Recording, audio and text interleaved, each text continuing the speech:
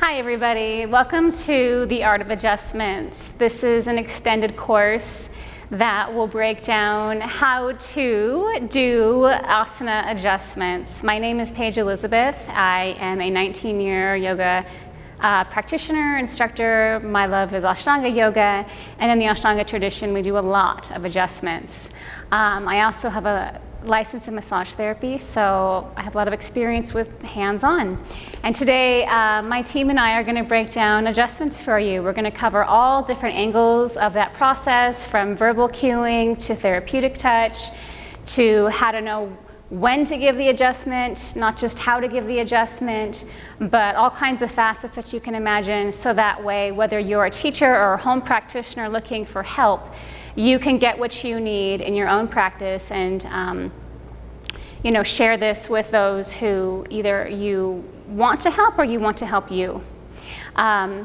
Just to introduce you to my team, I have Brandon, Rachel, Jillian, and Paul.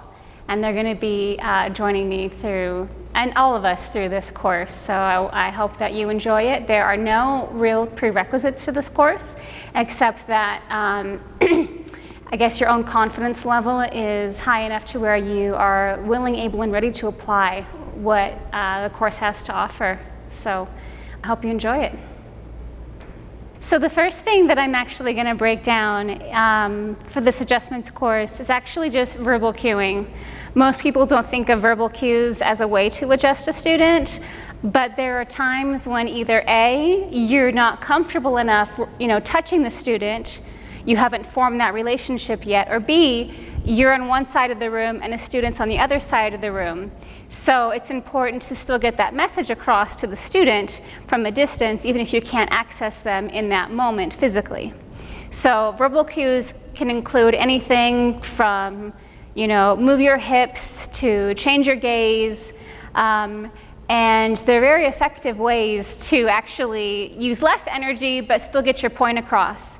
So I would like to ask my team here if there's any specific verbal cues that they have actually integrated into their teaching style that they have found very effective as teachers themselves. Does anyone have anything specific? Rachel? What's helped me is if I say a verb first, then the body part, then a direction. So like reach your arms to the sky. So it's that's worked for me. Perfect. Sure. I use the term distribute weight a lot. I like to either encourage them to distribute the weight forward in the feet, into the balls of the feet, or distribute the weight back, or distribute evenly. So a verb like distribute helps me a lot. Cool. Yeah, I mean, verbal cues can be very powerful and just as effective.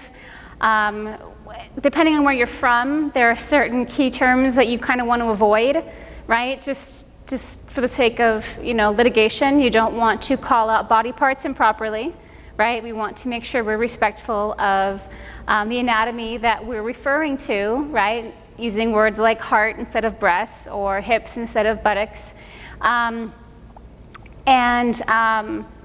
Sometimes using your hands, look to your right and then point in that direction.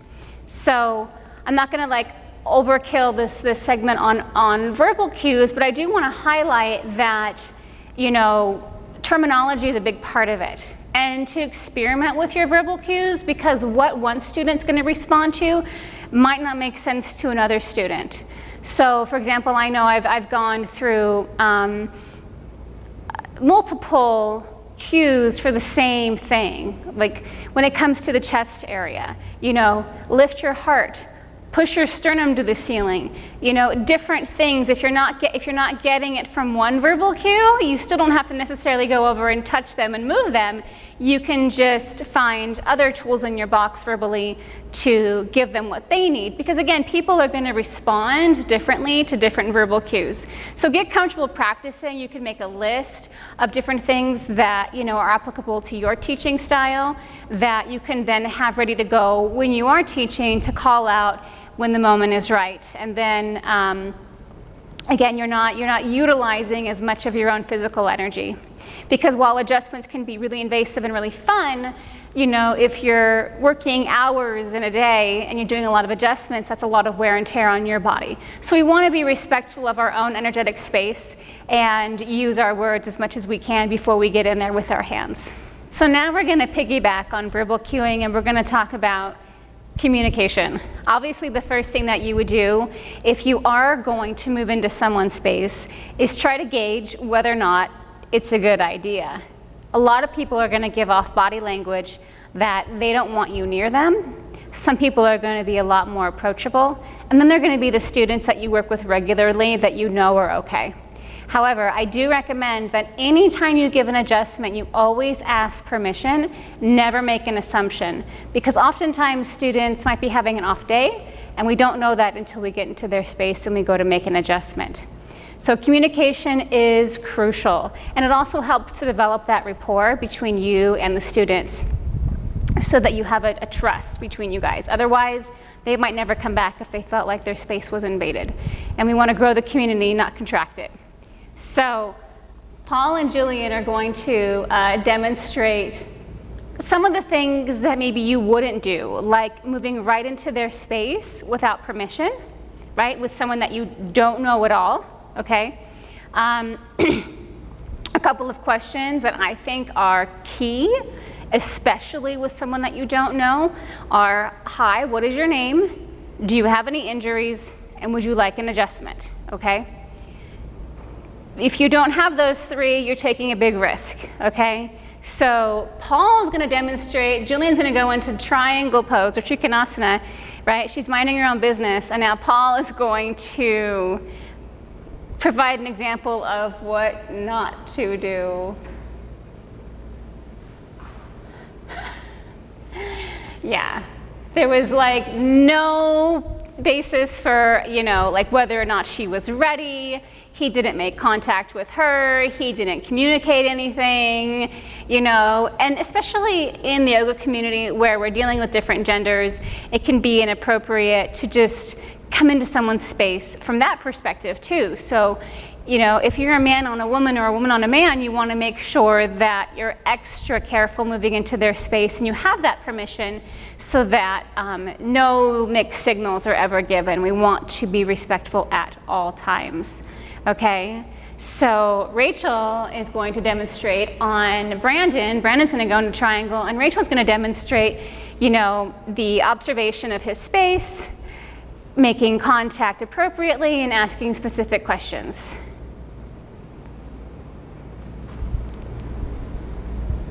Hi, Brandon. Hi, Rachel. How's your low back today? That's good. Do you mind if I give you an adjustment, maybe to widen your stance? Sure. So bend your back knee a little and step the back foot back, or shimmy it back.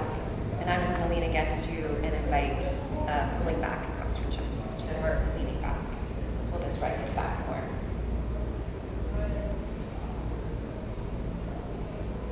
Now I can see your handsome face. Good. So Rachel, you know, she came in, she made an assessment, she observed his energy, whether or not it was welcoming, and she made contact with him verbally. You know, again, if you don't know their name, ask their name, find out if they want an adjustment, and you know, be respectful once again of their space. So communication is super, super, super important. Never neglect it. Even with someone you've known a long time, never make an assumption that because they wanted this adjustment the last 5 days in a row that they want it again. You never know where someone's body is at until you talk to them. So be very, very clear in establishing that communication each time you teach. All right, so to piggyback on the verbal cueing, we're going to talk about communication. Communication is essential pretty much in everything, and giving adjustments is absolutely no exception. So depending on the school that you work in or the type of yoga that you teach, you know, the adjustments are going to vary, the communication is going to vary. So it's important to know your audience, know your students, and you know, not everyone's going to want adjustments, not everyone's going to need adjustments, but it's good to kind of go in prepared no matter what, So there are ways that you don't want to move into someone's space, and then there are ways that are more appropriate for moving into someone's space.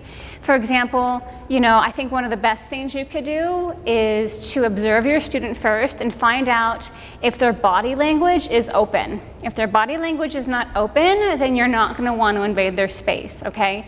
A lot of students you're just going to know, you're going to have a rapport with, and there's going to be a certain level of connection there and trust. But for the new students that you don't know, you want to build that trust. And the last thing you want to do is invade their space and take them on guard to where they never come back, okay? Trust is very, very important here. So when we are moving into the adjustment, you want to start with observing them, gauge energetically if it feels appropriate to move into their space. From there, you can actually ask them, would you like an adjustment? If you don't know them, ask them their name first, and then proceed.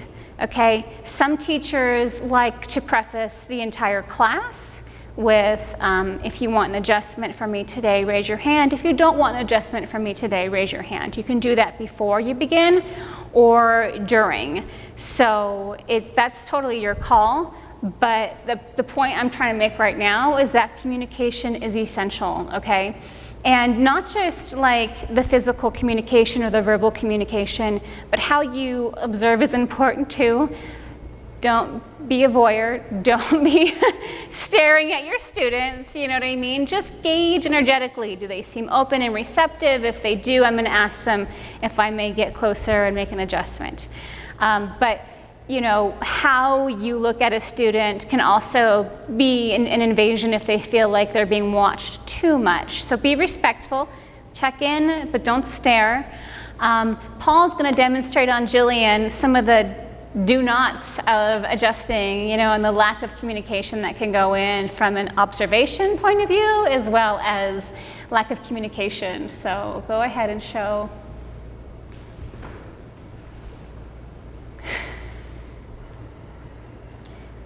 So he's kind of overdoing it with the staring, obviously, which might not be appropriate.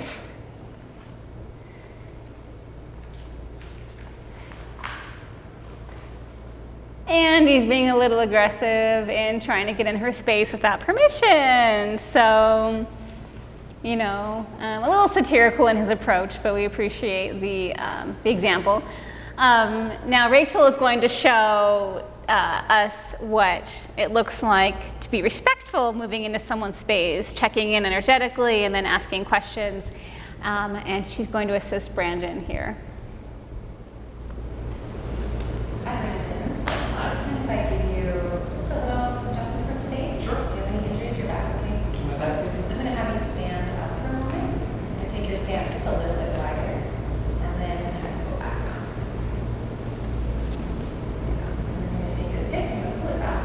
I'm going to take my hand here, I'm going to take your torso back, and then try to reach up through the hand.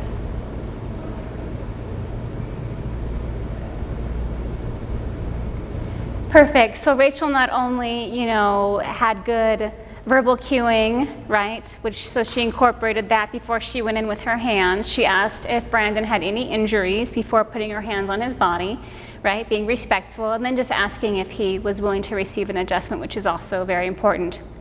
Now, some people, I guess like another way that you could approach some people is to not be so overly verbal, right? Because yoga classes, sometimes we want to keep them quiet. And another way to gently check in with a student is to literally just gently touch something. Like if you don't want to say something, but you're kind of coming up from behind and you don't want to startle them or whatever, you could acknowledge their wrist or their hand or the crown of their head. A body part that's very neutral, that just gives them the awareness that you're there, and then you can gauge whether or not they're energetically receiving just even that. If you get tension, back off. If they tend to relax when you move into their space, you can just say, hey, are you okay? And then move into the adjustment. But either way, whatever approach that you take, it's super important to incorporate communication so as not to be disrespectful. And so that you build that rapport long-term with the student, because it's these little things in the beginning that will translate to long-term success between the relationship dynamic as well as the practice being developed. So keep all of these things in mind when you move into the next levels. Okay, so we're going to move on to some of the most classic types of signals to know when to adjust someone, but instead of getting in there and moving them forward, these adjustments are with your students who are overexerting themselves, their breathing isn't fluid, and they're going to hurt themselves. So we want to kind of help them modify where they're at, okay? Breath is a huge thing. If someone isn't breathing like fluidly, then you know that they're not in a healthy zone. They're kind of in the red, and we want to take them back into the green, okay? So always watch for people's breathing. If they stop breathing, if their face turns red, if they feel like if it looks like they're tensing, you want to move them away from the space and back to, a safe place for them, so they can practice more efficiently instead of like trying so hard. And a lot of students are going to do that. They're going to try and go further than they're supposed to. So it's our job to find a way to modify, for them so they don't feel like their ego has been shot down, but they're still getting something out of it, right? So again, you don't want to say, oh, you're not ready for that, right? You might want to say to them, try this instead, right? You'll get a better stretch this way. This is more effective for your body. Catch your breath before you try and go deeper. Things that remind them why it's important to work more slowly and to be more present as opposed to running ahead. Okay, so my team here, we're going to actually break down some different things that we classically see in yoga rooms and how you can address them. So Brandon's going to pick a pose that usually he has seen for most students, and then Rachel's going to help to pull him back.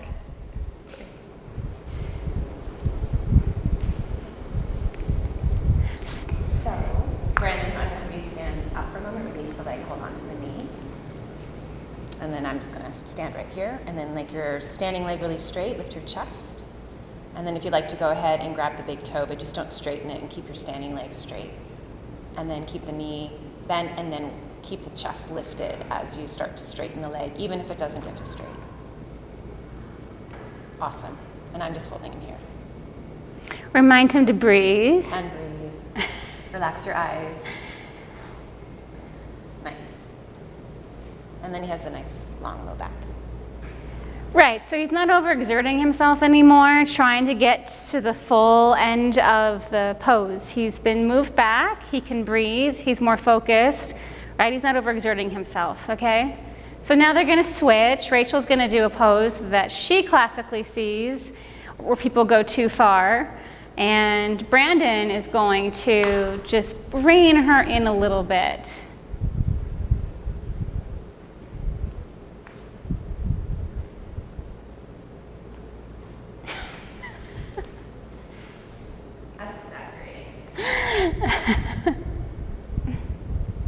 Okay, so Rachel, go ahead and lower your leg down and come back into down dog. Okay, so I want you to first bring your shoulders back up. There you go, and lower your heels if you can. Maybe suggest she move her feet in. If you can't, just bring your feet in, bend the knees. That's okay to bend the knees. Separate the feet a little bit. Good.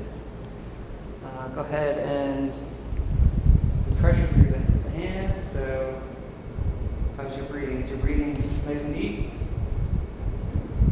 That's pretty good. Good. So yeah, you could see Rachel, when she started in that position, she was just trying to find her own physical extremes, which might not be appropriate at all times. So, Brandon pulled her back in. We're just doing downward dog. We're not doing any fancy leg lifts at this point, right? And just reminded her where she needed to be. Jillian, what do you classically see that students do that you feel like you have to constantly rein them in?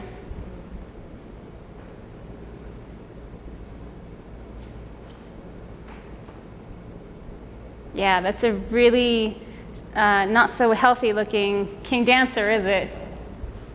All right, Paul, you're gonna try and pull her back to a place that would be healthier for her body. Jillian, go ahead and release the right leg for just a moment and come back to Tadasana. Shift the weight to the left leg, and now very gently catch the right ankle from the inside, and just bring the knees together to touch it first. Strengthen the left leg, pull the left quad muscle up, and just be still here. Continue breathing. Try looking forward at yourself, keep the chin parallel, and just press the knees together, be tall and proud. Lift the left arm towards the sky. Just breathe here for a moment. And now feel the sensation of just kicking the right knee gently straight back behind you. Don't bring the torso down just yet. Keep looking forward. Keep the breath moving fully. Just breathe there.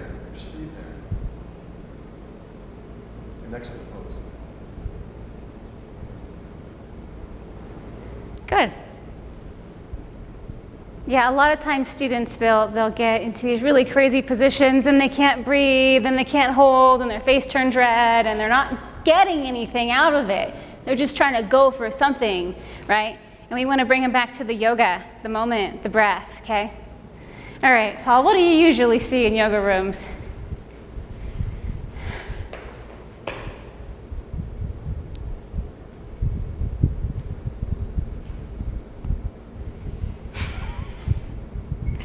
Is that hard for some of your students?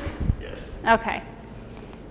So, Jillian, what would you recommend for someone who look like they're struggling here? So I would come up a little bit, Paul, so that your ribs are stacking open and really open the heart. And then reach through the fingertips on the top and look up to your drishtis. Really engaging that lower thigh.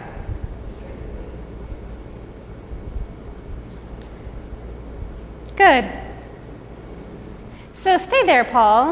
And one thing that you can do, you've kind of, gotten them into a better position. You can put your hand right on the back of their back where their ribs are and feel if it's fluid, if they're holding their breath, right?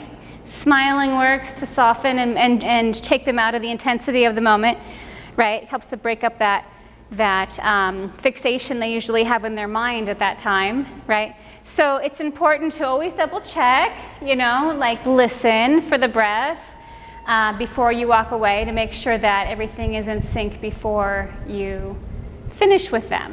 So, but a lot of times students will. That's probably the biggest thing, especially in the West. Students love to move ahead. They want to go ahead. They want to prove they can do more.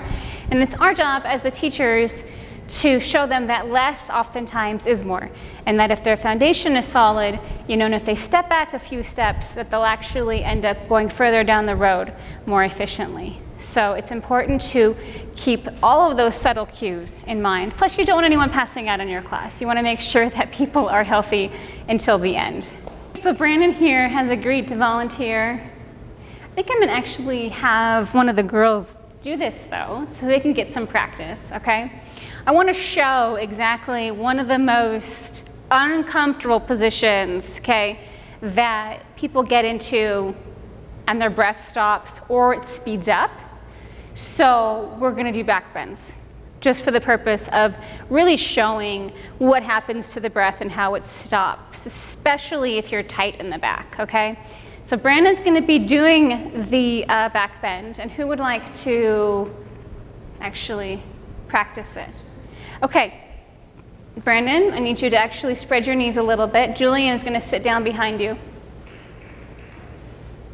Get closer, get comfortable. Okay, now again, this particular demonstration I'm showing because I want to show off how tight someone's breath can get. This is a common stretch to do in the Ashtanga tradition, but if you want to open your upper back, it's a free-for-all. So, all right, Julian, what you're going to do actually is you're going to lay back and you're going to put the ball of your feet right into the middle of his back here.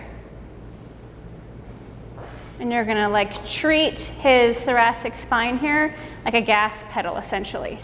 So I want your feet, and I'm going to get comfortable here. The ball of your foot is going to be here, okay? Now don't push too hard. He needs to find his ground. Brandon's going to find his root. He's going to find the ground. Are you stable, Brandon? No. Okay, lean back a little bit, dear. Okay, let's go. Now you will feel like you're coming a little bit forward, just so you know. Okay. Okay, so this is definitely one of the poses where people stop breathing, okay? So you have to encourage inhale, exhale, inhale, exhale, because as you can see, it's a tight area and Brandon is already feeling nervous about going deeper, okay? Especially in denser areas of a student's body, you'll find that moving oxygen or prana through that area is new. And in the beginning, that's why they tense up. It's because they don't know how to move the energy through. Okay, that's why we pull them back to something that's a little more accessible. All right, but we're gonna exaggerate here. You know, if he were my student on a regular, he'd be doing this on the regular, and we'd be working through it. But for the purpose of this course, we're just showing you guys just how tense a student can look when they're trying to go, you know, into a pose that they're ready for, but it's just deeper. So, all right, Brandon, I want you to push through your shins. All right, you okay? Now, Jillian, you want to give him just enough to remind him where he's going, but don't give too much because you'll push him forward, okay? And try to use more of the ball of your foot than your heel. So take your legs back and just use the ball of your foot. Good. All right, Brandon, you're just gonna take your arms up. All the way up to the ceiling. Good. Coil your head. And as you can see, maybe it's not too easy to see from a video perspective, but his breathing has already started to speed up, okay? So he's going to slow himself down, try to center himself, and Julian is just going to repeat a mantra here. Inhale up, Inhale up, exhale back. exhale back. Inhale up, exhale back.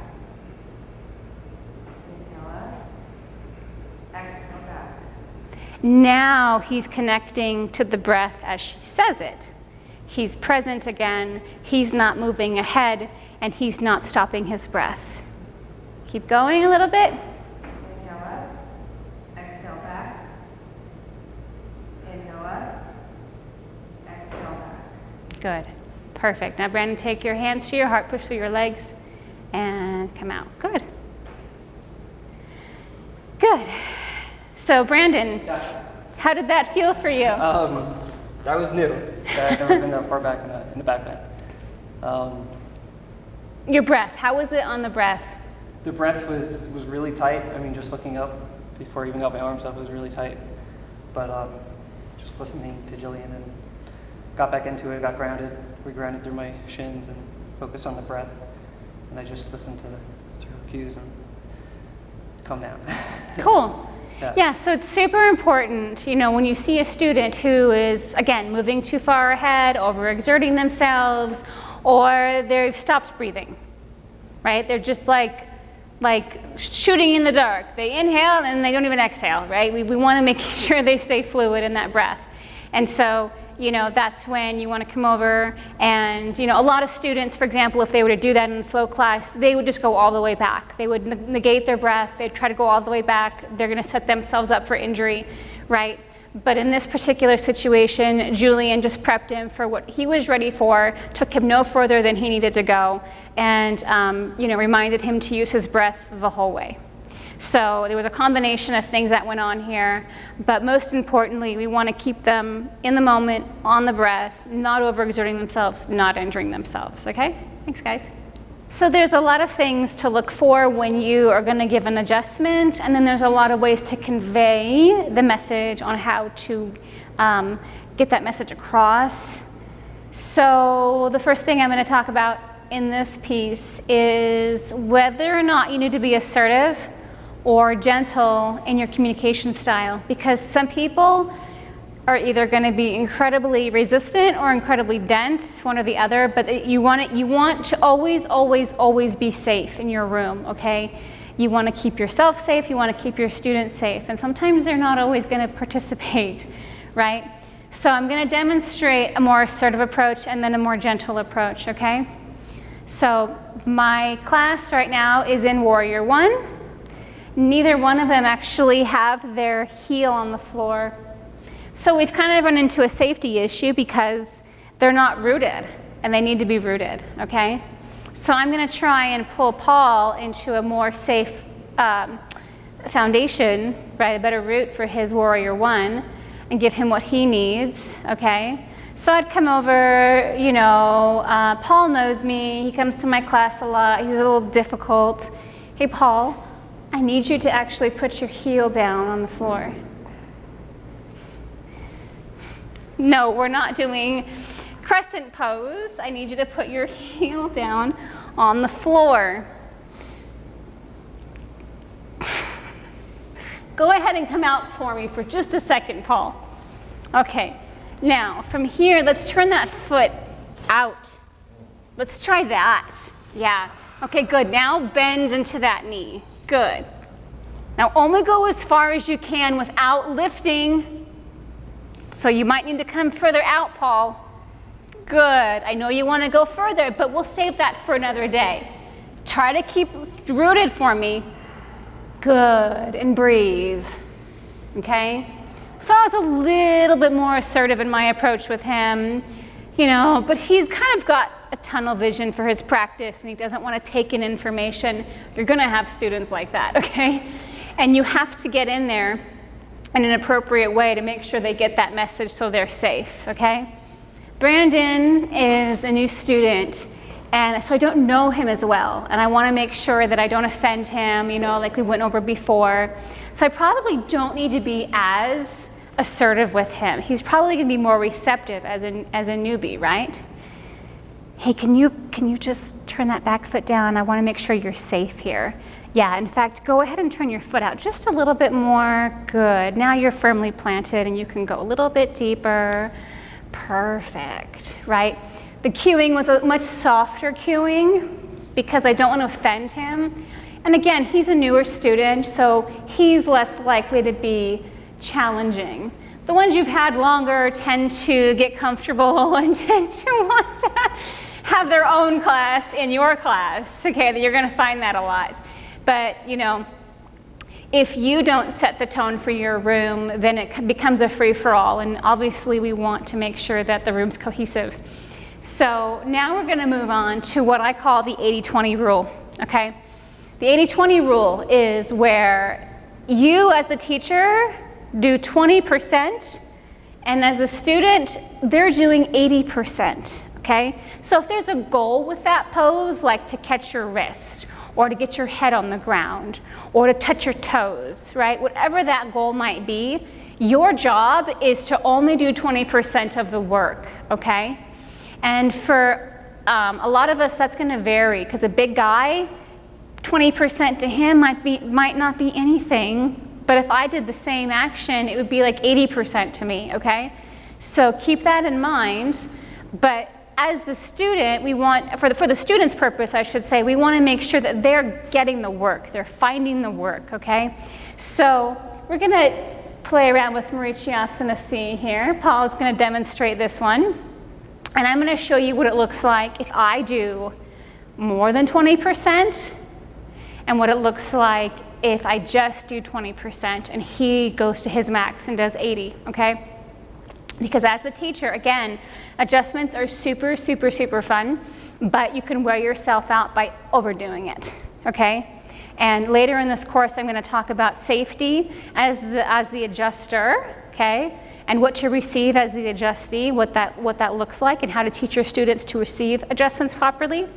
But moving into this segment, I want to show you kind of how to gauge, you know, a good recipient and, you know, if they're worth your time. Because if the only way they're going to get that adjustment is if you do 80%, then they're just not ready for an adjustment and they're better off getting a verbal cue, okay? So go ahead and come into Marichyasana C, Paul.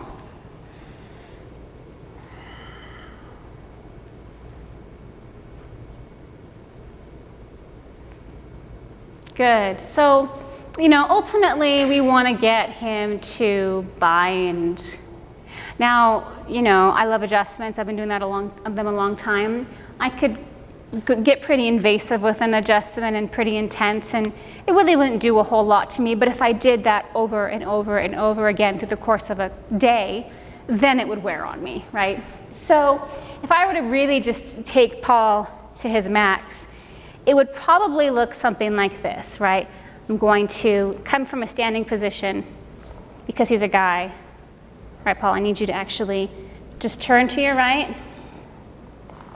And I'm going to hug in his shoulder because I can with my leg, right? And then he's going to find that clasp on his own, right? He kind of just did about 20% there. I kind of pulled him in, manhandled him a little bit, right? And as you can see, his breath is getting a little bit more shallow.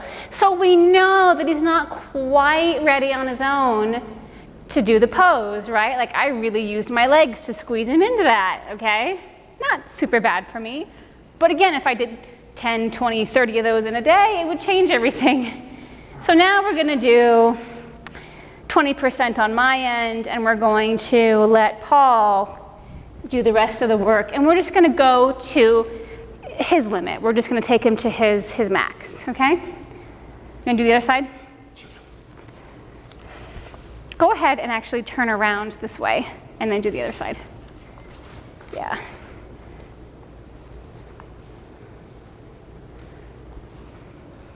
Good. So in this position, I'm sitting down. I'm not standing, right? So I'm already more relaxed giving this adjustment, okay? And I'm just going to take his arm. We're going to reach a little lower, get a better bind, bring the arm back. That's his good side. And I really barely did anything. I grounded him, and I showed him the mechanics of where he needed to go and took him there. Did very little on my end, okay? So one adjustment required a lot of exertion on my end, and the other one took very little. And that's essentially, and we're going to go over many poses where you can see the difference between 80% and 20%. But it's really important to keep that in mind for your own body, okay, as the adjuster, all right? Thank you, Paul. Yes. All right, so now we're going to go over safety. Safety really comes first, but in this course it doesn't.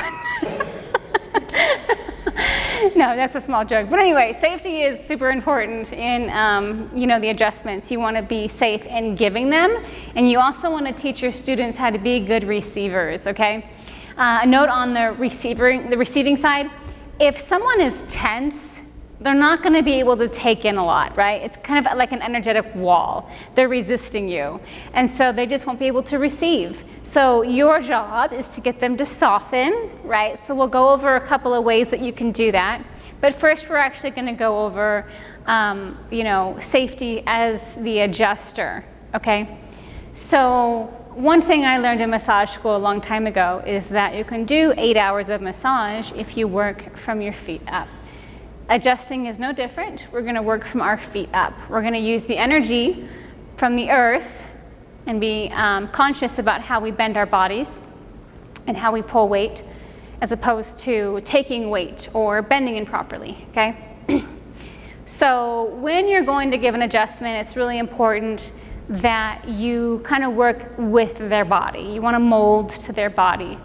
So different bodies are going to call for different things, all right? A really tight guy is going to get a different adjustment than a really flexible girl, all right? So just to demonstrate, for example, what I would do for a tighter guy versus a more flexible girl, I'm going to have Brandon do a forward fold, okay? So that's just a seated forward fold. Now, he's not fully in the pose, which means that, like, I don't have to go down to the ground. Anytime you can work on your knees or on your butt, that's better, okay? If you're gonna be on your feet, be very smart about it, okay? Absolutely none of this, okay? Never, ever, ever do that. You always want to have a stance where you can leverage from the earth, okay? So this is exactly the same. Now, if he were really tight, then I might be able to do a stance like this, bend down and push. But he's kind of in the middle, so I'm going to make sure that I'm extra safe in this and giving him an adjustment. And I'm just going to lunge forward, okay? Use gravity from the earth, hands on his back, and push, okay? Now we're both safe. And actually, I'm doing very little work because my legs are doing all the work. Like they're just leaning from the earth, right? Stance is everything. And this position can give you a lot of leverage, okay? So you don't really have to do anything fancy. You just got to lean into it, okay, in this case. Now, Rachel, on the other hand, is going to show what someone looks like when they're much more flexible and how you would want to be safe for someone who can go deeper.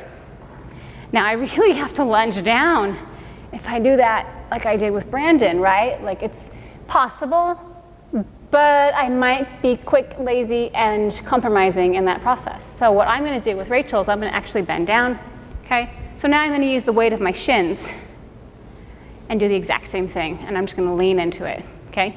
Either way, it's the same process, whether I'm on my feet or I'm on my shins, but I'm leaning into it, okay? Really, really, really important to never compromise the integrity of your body. Okay, so another thing I'm going to show, we're going to do Prasarita C, okay? You wanted to demonstrate Prasarita C? So this is a really common one where like people don't realize they're tensing.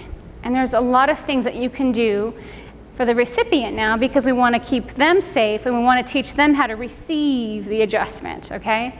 So I have to size up him and see what's safe for me, and then we see what works for him. All right, so if he were closer to the ground, I would actually sit down and do this adjustment. But his arms are very, very high up, right? They're not close to the floor. But we want to get them there, okay? So the first thing I'm going to do, it's a standing position. So the first thing I'm going to do is make contact so he knows I'm here. And then I'm going to mold to his body just like I would if they were on the floor, so that way we're working in unison. But next what I'm going to do is I'm not really going to push very hard. I'm just going to kind of gently shake his arms a little bit and remind him that like he doesn't have to hold on so tight, okay? Now I'm really not doing anything. I'm just reminding his body to do the work, which in this case is to let go, okay? And if he keeps letting go, he ends up doing more of the work. Now he's kind of gotten into a rhythm,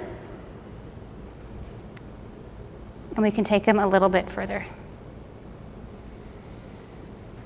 Can you go further? Relax. Move on the breath. And release. Now, even in this situation, you might find that you hit a max. They start to tense up and resist. That's their max. Back off, okay? But remind them that they need to learn the work. You want to assist them with the adjustment, but you need to teach them as well. And if someone is tensing when they need to be releasing, they need to be reminded of that. Forcing him down is one way, but it's not necessarily the most effective way, because you could end up in a power struggle where you're pushing and they're just tensing, and then they end up with a strain in their shoulders, for example. So just gently reminding them, oh, that's right, I need to just soften a little bit. And then they take themselves a little bit further, okay? So if he gets lower, in this case, I'm going to take the lunge out to protect my own body, and we'll go together a little bit lower. Staying in our safety zones, for both of us. Relax those shoulders a little more. Relax. Yeah, good. And we find his max. This is a standing position, so we're going to keep him grounded as he comes out. Step away, and he's good. So a lot of times that'll happen. Students are tense and they don't know it, all right? Another big one is like any sort of back bend. So Julian, can you demonstrate Dhanurasana for me? So just bow pose. Come onto your belly. Yeah, and catch your ankles.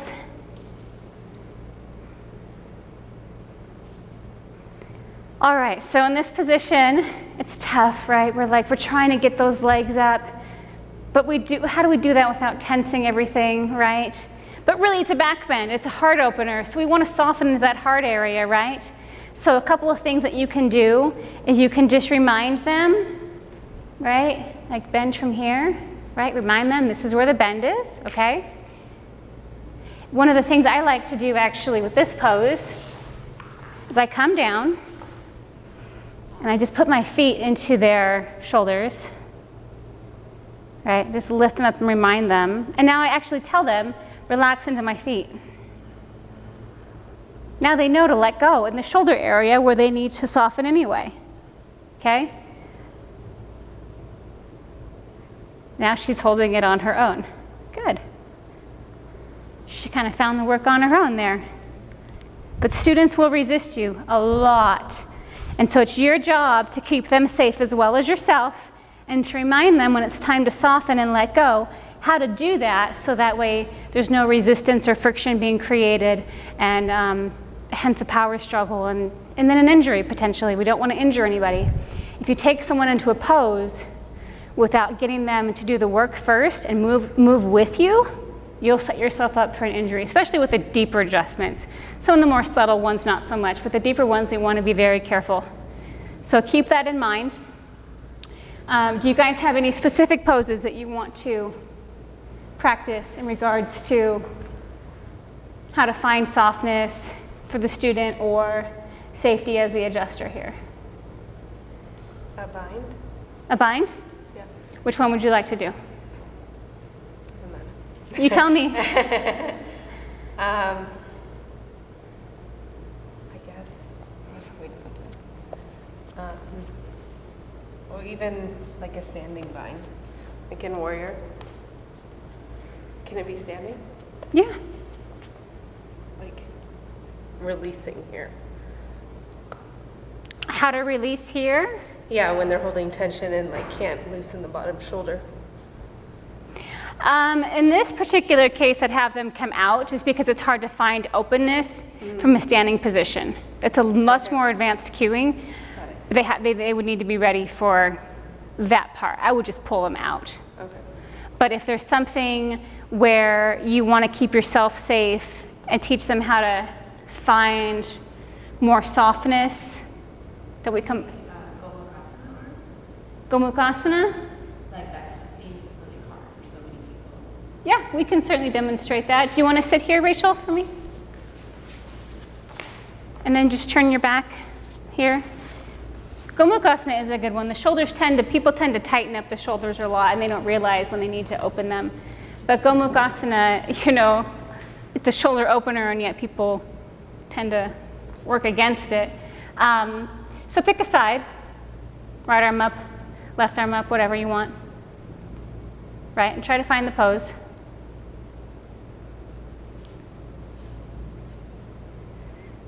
So here people, they really struggle and they kind of work against themselves to get there. And so your job, like she's tensing her shoulders here, your job would be to basically show them to relax the shoulder, right? And just move the hand into position, but relax the shoulder, relax the shoulder, relax the shoulder, right? And soften so they can find it on their own. But a lot of times, and I had a student actually I worked with privately, and he would always tense his shoulders, and I'd say, let go, let go, let go. Right, you can shake them into a little bit to remind them that they're holding on. Right, it's a really nice, subtle way to show them, oh, I'm holding on when I need to let go. So, and kind of the same for the top hand, but it's more for the bottom hand in this position. If you want to do the other side.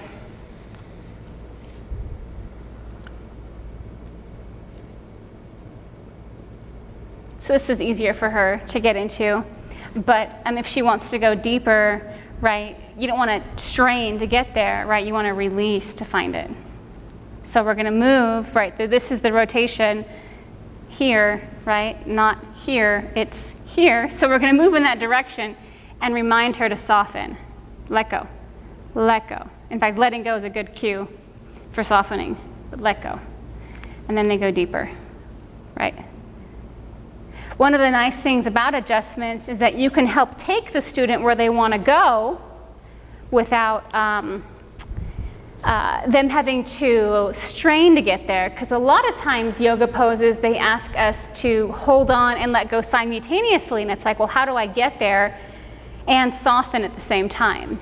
So you can be that bridge for them where you can actually show them how to get there without straining and building that tension on their way. And that comes from being supple, right? Actually, a really good pose I think we should do would be Supta Karmasana. Would you like to be my demo? So why don't you come to this mat, Brandon? It's okay. So in the Ashtanga tradition, we do a pose called Supta Karmasana in primary series. And this is a really good example of letting go. Okay? So go ahead and just come as far as you normally would on your own, Brandon.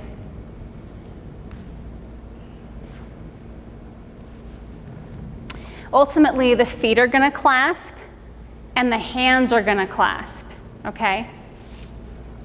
So, but getting there on your own can be difficult. And in the Ashtanga tradition, this is a classic pose where we help people. And it's a really good example of like why you need to surrender sometimes and let someone take you a little bit further, okay? So I'm going to help him first. Move into position. Go ahead and straighten your legs out to get a little bit. Okay. Again, I'm sitting, right? I'm not standing. I'm not going to stand up yet because this is a very intense adjustment. Okay, and then we're going to bring his feet in. I'm protecting my body and protecting his.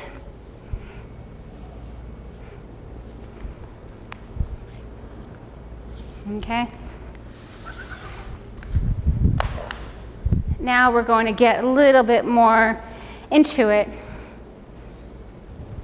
Relax, Brandon, relax. I want you to take your sternum forward. Anytime you bend down, if it's not a lunge, make it a squat for your own protection, okay? So you're going to take your legs straight and forward, or straight and together, like out and forward to a V, but lengthen as you go. Good. I'm going to try and get the shoulders underneath. Now this is where the student's going to want to help you. Don't let them, okay? I need you to take your arm there, and then this arm here. And then this would be a very, very exceptional time that I might bend just for a second to pull him into position. And now here, this is going to look really intense. It's actually not. I'm going to squat down, pick him up, and I'm going to sit on him while I stretch him into position. Head down, Brandon. Head down. Good. Left foot first. Yeah, perfect. So now you see there was a team effort, but like in order to get there, he had to really give up a lot of control. Okay, he made it into the position, but he had to surrender to get there. Hands flat. Good. And exit. So that's like probably one of the better examples of how to let go to get where you want to go.